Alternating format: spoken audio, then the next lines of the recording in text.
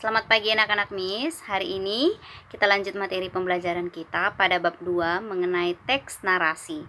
Jadi, pastikan kalian pahami materi yang akan Miss sampaikan ya. Baik, kita lanjut materi kita nak.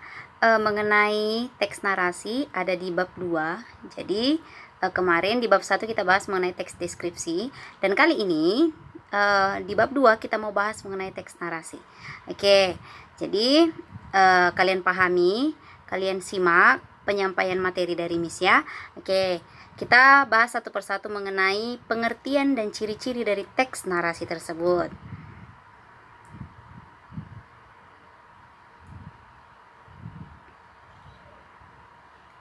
Oke, pengertiannya di sini. Pengertian teks narasi adalah teks yang bertujuan menceritakan sebuah kejadian atau peristiwa imajinatif dengan tujuan menghibur pendengar atau pembaca. Oke, jadi singkatnya, kalau dikatakan teks narasi adalah teks yang berisi cerita. Cerita yang menceritakan bagaimana? Cerita yang menceritakan tentang kejadian atau peristiwa yang imajinatif, artinya bersifat hayalan. Jadi kalau dikatakan imajinatif, sering juga disebut orang fiksi, samalah itu dengan hayalan. Jadi cerita narasi ini dia cerita yang ceritanya menceritakan tentang kejadian atau peristiwa yang bersifat hayalan. Apa tujuannya? Tujuannya untuk menghibur pendengar atau si pembaca dari teks narasi tersebut. Oke, itu dia teks narasi ya. Jadi ingat, kalau dikatakan teks narasi, pengertiannya apa?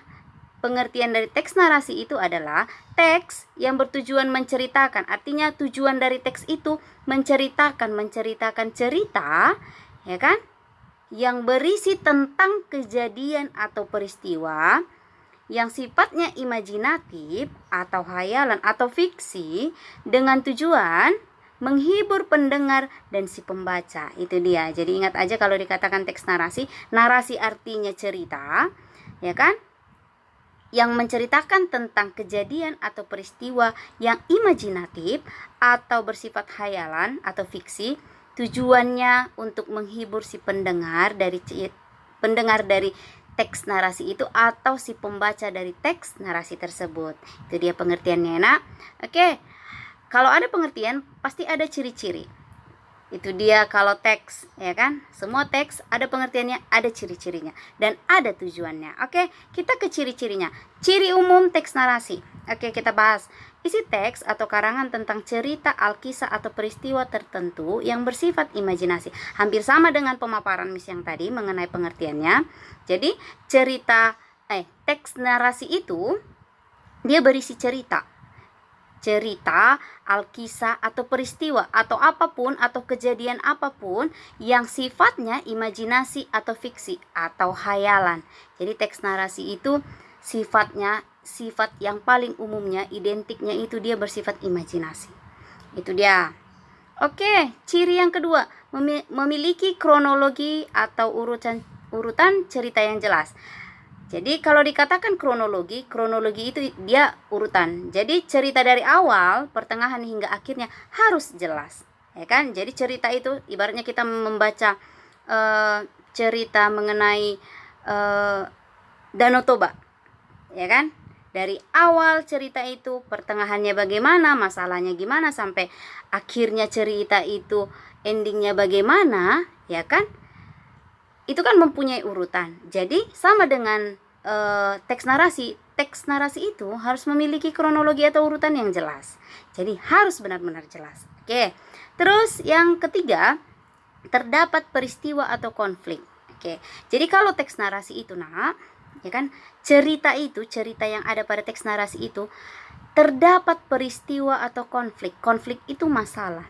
Jadi di dalam cerita itu ada masalah.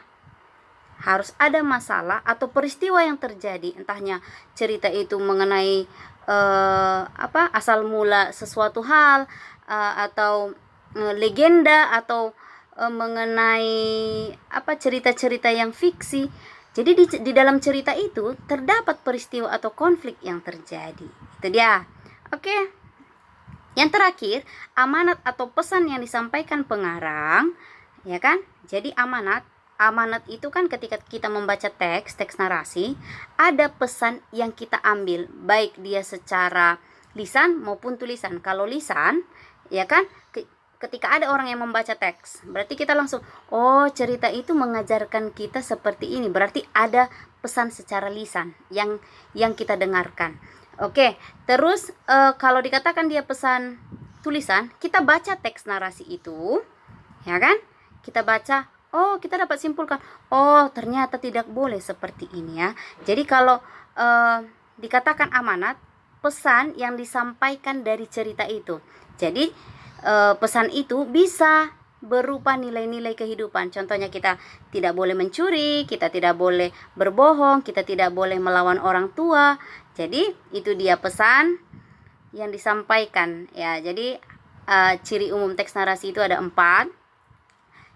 Isi teks atau karangannya berupa cerita, alkisah atau peristiwa. Jadi bersifat imajinasi atau fiksi atau hayalan. Terus yang kedua memiliki kronologi atau urutan yang jelas. Terus yang ketiga peristiwa atau konflik harus ada di dalam cerita itu. Dan yang terakhir harus ada amanat atau pesan yang kita ambil dari cerita yang kita baca atau kita dengar itu. Gitu ya nak.